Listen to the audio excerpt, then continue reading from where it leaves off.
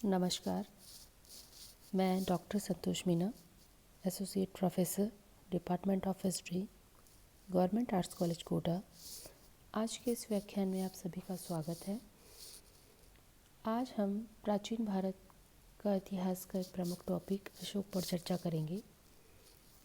पिछले व्याख्यान में हमने देखा कि उन्होंने किस तरह से उनका राज्याभिषेक हुआ, उनका प्रारंभिक जीवन कैसा था। आज हम अशोक द्वारा कलिंग युद्ध के बाद जो धर्म परिवर्तन किया गया या उनके व्यक्तित्व में जो बदलाव आए उस पर चर्चा करेंगे। अशोक का या अशोक द्वारा धर्म परिवर्तन से पहले अशोक अपने पूर्वजों की भांति ही ब्राह्मण थे और अशोक के जो इष्ट देव थे वो शिव थे।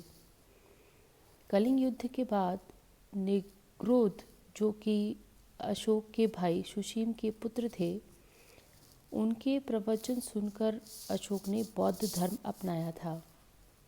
उपगुप्त, जो कि एक बौद्ध भिक्षु था, उन्होंने अशोक को बौद्ध धर्म से दीक्षित किया था।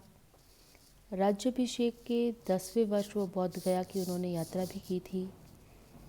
राज्याभिषेक के 20वें वर्ष वह बौद्ध के जन्म स्थल लुम्बिनी भी गए थे।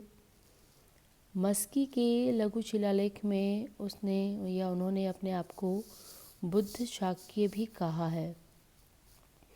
भाब्रू शिलालेख में उन्होंने बुद्ध धर्म के त्रिरत्न बुद्ध धर्म और संघ में अपनी आस्था प्रकट की है। तो इस प्रकार हम देखते हैं कि अशोक द्वारा धर्म परिवर्तन कैसे किया गया।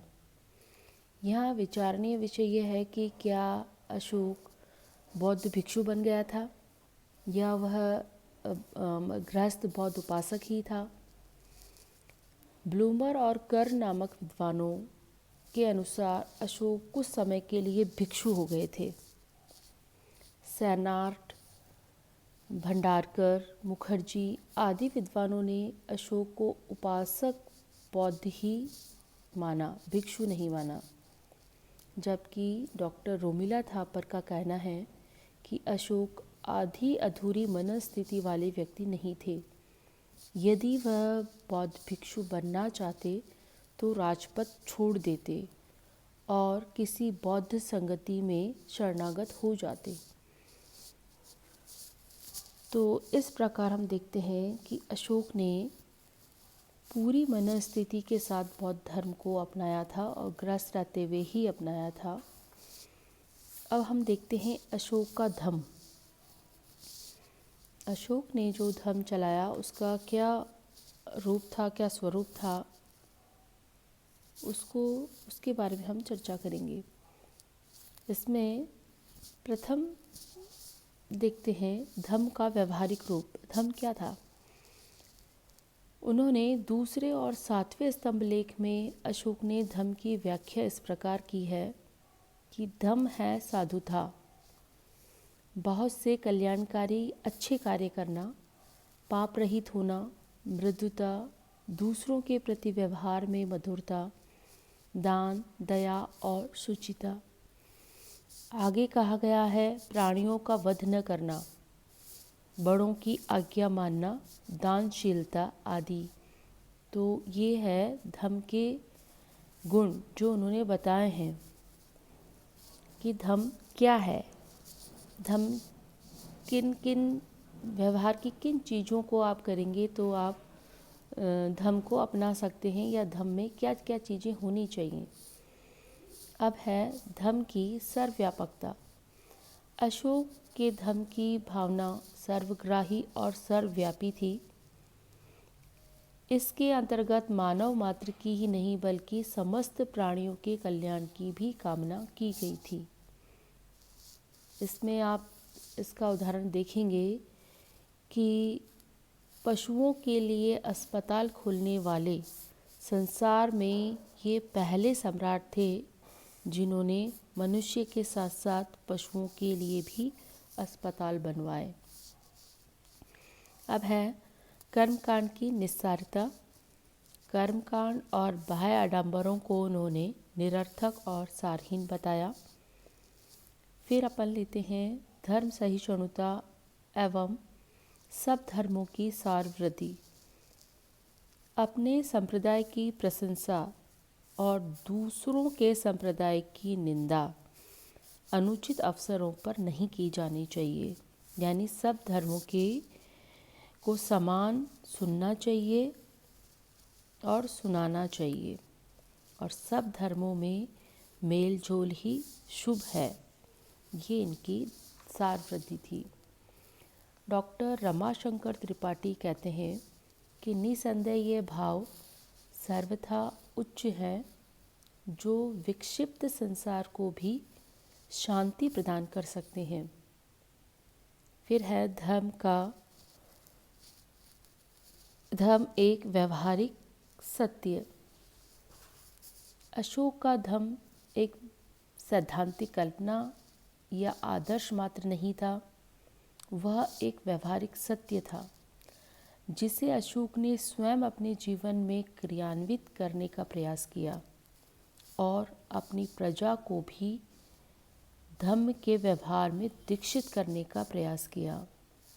उन्होंने सर्वप्रथम इस धर्म को अपने व्यवहार में अपनाया, फिर दूसरों के लिए इसके मार्ग खोले थे। फिर है धम्म एक शासित सिद्धांत।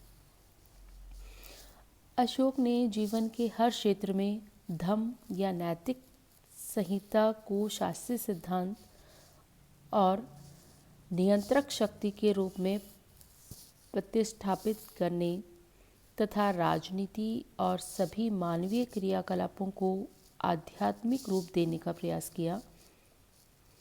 धर्म महामात्रों की व्यवस्था की, धर्म यात्राओं का आरंभ किया, धर्म घोष, धर्मदान, धर्म मंगल और धर्म विजय की नई परंपरा की शुरुआत इस दिशा में उल्लेखनीय प्रयास है।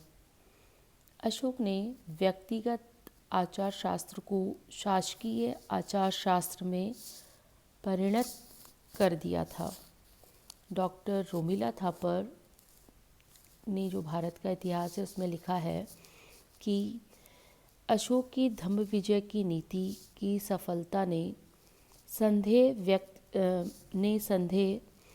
व्यक्त किया है। उनके अनुसार धम्म नीति सफल नहीं हुई। सामाजिक तनाव ज्यों के त्यों बने रहे, सांप्रदायिक संघर्ष बराबर चलते रहे, ये रोमिला थापर का कहना है। किंतु अन्य विद्वानों ने इस प्रकार के विचारों से असहमति व्यक्त की है।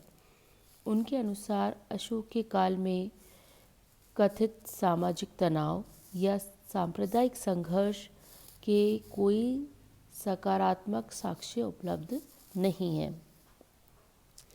रोमिला थापर आगे लिखती हैं कि फिर भी अशोक सराहना के पात्र हैं कि उसने एक पथ प्रदर्शन सिद्धांत की आवश्यकता को महसूस किया और एक ऐसा सिद्धांत प्रस्तुत करने की चेष्टा की।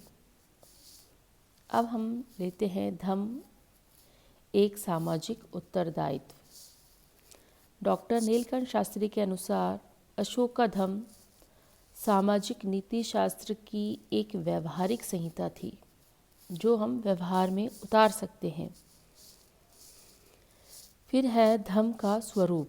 अशोक का धम्म क्या था, इस बारे में विद्वानों के अनेक विचार हैं। कुछ विद्वानों के विचार हम लेते हैं यहाँ।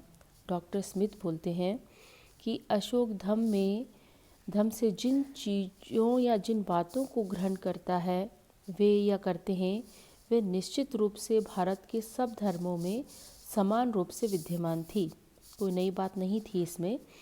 यह बात और है कि कोई धर्म किसी बात पर दूसरी बातों की अपेक्षा अधिक जोर देता है।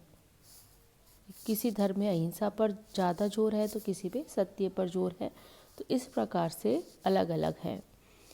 डॉक्टर राधा कुमुद मुखर्जी ने अशोक के धम्म को विश्वसनीय या सार्वभौमिक धर्म मानते हुए उसे सभी धर्मों का सार एवं सभी धर्मों की संयुक्त संपत्ति कहा है। डॉक्टर रमाशंकर त्रिपाठी के अनुसार अशोक की उदारता इतनी सार्वभौमिक थी कि उसने कभी अपने व्यक्तिगत धार्मिक प्रचार प्रजा पर लादने का प्रयास नहीं किया। मतलब ज़बरदस्ती किसी धर्म को मनवाने का उन्होंने प्रयास नहीं किया। जो व्यक्ति उसे अच्छा समझता था वो उसे अपना सकता था, और जो नहीं अपनाना चाहता था उसे उसकी छूट थी। डॉक्टर राधा कुमुद मुखर्जी का कहना है कि अशोक ने एक विश्व धर्म का प्रारूप प्रस्तुत किया और इतिहास में संभवतः वह ऐसा पहला व्यक्ति था जिसने एक विश्व धर्म का स्वरूप दुनिया के सामने प्रस्तुत किया था। अब है अशोक के धर्म की विशेषताएं। अशोक के धर्म की विशेषताओं में सर्वप्रथम हम लेते हैं कि विभिन्न संबंधों का सम्यक निर्वाह। उन्होंने सबसे पहले परिवार में सद्भावना उत्पन्न करने की प्रेरणा दी, फिर समाज में और अंततः संपूर्ण राष्ट्र में। माता पिता व गुरुजनों और बड़ों का आदर करें, ये इसके नैतिक मूल्य हैं। नैतिकता और सच्चरित्रा इसका दूसरा गुण है। उन्होंने अपने धर्म में चरित्र, व्यक्तित्व और व्यवहार पर बल दिया। सर्व कल्याण की भावना को प्रचारित किया जाए, क्योंकि यही राजा का महत्वपूर्ण दायित्व होता है। फिर है सहिष्णुता। धार्मिक सहिष्णुता को प्रोत्साहन दिया। सभी धर्मों को उन्होंने समान माना। आगे है अहिंसा। धर्म के माध्यम से अपनी प्रजा के बीच अहिंसा की भावना विकसित करने का उन्होंने प्रयास किया। बिना अहिंसा के राष्ट्र में शांति स्थापित नहीं हो सकती। उसने युद्ध नीति का त्याग कर दिया और एक अहिंसात्मक राष्ट्र नीति का सूत्रपात किया। ये संसार के पहले सम्राट हम इतिहास में देखेंगे जिन्होंने युद्ध नीति का त्याग किया है। फिर है सरलता। अशोक के धर्म में कर्मकांड व अंधविश्वास नहीं है। वह एक ऐसा धर्म प्रचारक शासक था जो किसी धर्म विशेष की प्रगति नहीं चाहता था, बल्कि सभी धर्मों के सार में वृद्धि करना चाहता था। तो इस प्रकार आप देखेंगे कि अशोक का धर्म जो है वो कितना व्यापक था और कितना उस समय और अभी के समय के अनुसार भी कितना हमारे व्यवहार में लाने लायक है। अब है कि अशोक ने बौद्ध धर्म के विकास और प्रचार प्रसार के लिए क्या क्या प्रयास किए। सर्वप्रथम है बौद्ध धार्मिक स्थलों की यात्राएं। उन्होंने 10वें वर्ष में संबोधि यानी बौद्ध गया की यात्रा की थी। 20वें वर्ष बुद्ध की जन्मस्थली लुम्बिनी की यात्रा की थी। लुम्बिनी को बलि नामक कर से भी उन्होंने मुक्त कर दिया था और भूमि कर की जो मात्रा थी वो 1/6 से घटाकर 1/8 कर दी गई थी। स्वयं को प्रजा के समक्ष उन्होंने एक आदर्श प्रस्तुत करने के लिए मांस भक्षण और युद्ध नीति का उन्होंने त्याग दिया था।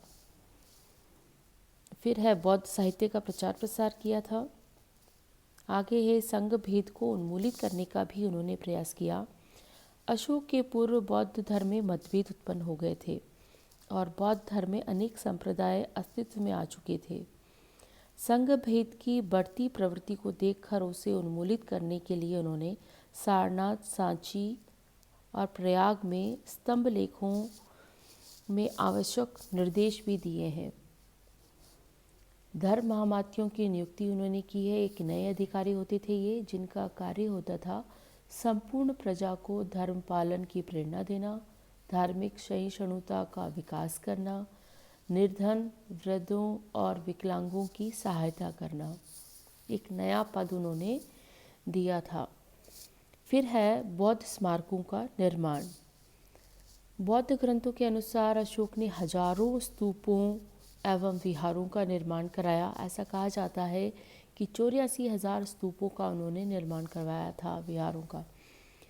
फायान के अनुसार अशोक ने प्राचीन 8 स्तूपों को खुलवाकर उनके अवशेषों के ऊपर 84,000 स्तूप बनवाए थे। बौद्ध धर्म के प्रति उदार दानशीलता। तारानाथ के अनुसार अशोक ने विपुल मात्रा में धन संघ को दान में दिए।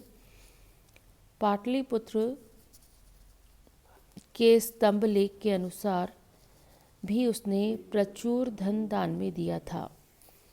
तृतीय बौद्ध संगति राज्याभिषेक के 17वें वर्ष इन्होंने इसका आयोजन किया था। इसकी अध्यक्षता मोगली पुत्र तिस ने की थी। कुछ विद्वानों के अनुसार इसकी अध्यक्षता उपगुप्त ने की थी। इसका उद्देश्य है बौद्ध धर्म के सही एवं प्रामाणिक सिद्धांतों की पहचान। इसकी आवश्यकता इसलिए पड़ी क्योंकि वैशाली की द्वितीय बौद्ध संगति के उपरांत जो है अशोक के समय तक बुद्ध धर्म जो है 18 संप्रदायों में विभक्त हो गया था। तो उसे एक करने के लिए उन्होंने इस संगति का आयोजन किया था। अभिधम पिटक में बुद्ध की सारी शिक्षाएं संग्रहित की गईं। इस संगति में कथा वस्तु मोगली पुत्र तिस द्वारा संग्रहित पुस्तक को प्रामाणिक सिद्धांतों के रूप में एक ग्रंथ का रूप दिया गया और उसे स्वीकृत किया गया। अब है देश विदेश में बौद्ध धर्म के प्रचारकों का प्रेक्षण। धर्म प्रचारक मज्झिम को उन्होंने हिमालय प्रदेश भेजा, मज्झिम जंतिक को कश्मीर गांधार, इसी तरह महेंद्र और संघमित्रा को लंका द्वीप, सोन व उत्तरा को स्वर्ण भूमि, महारक्षित को यवन देश, यक्षित को वनवासी। तो इस प्रकार हम देखते हैं कि उन्होंने अलग अलग धर्म प्रचारकों को विश्व के अनेक भागों में बौद्ध धर्म के प्रचार के लिए भेजा है। डॉक्टर राजबली पांडे का कहना है कि इस प्रचार का परिणाम यह हुआ कि बौद्ध धर्म एशिया और विश्व की सभ्यता में एक बड़ी शक्ति के रूप में विकसित हुआ। वास्तव में बिना किसी राजनीतिक और आर्थिक स्वार्थ के धर्म के प्रचार का ये पहला उदाहरण था और दूसरा अभी तक ऐसा उदाहरण प्रस्तुत नहीं हुआ है इतिहास में। तो इस प्रकार अशोक का धम्म एक बहुत ही व्यापक रूप में हमने देखा कि किस प्रकार से उसका विश्व में प्रचार प्रसार हुआ और बौद्ध धर्म आज भी विश्व के अनेक देशों में अपना अस्तित्व बनाए हुए है। तो इस प्रकार अशोक और अशोक का धम्म यहीं समाप्त हुआ। धन्यवाद।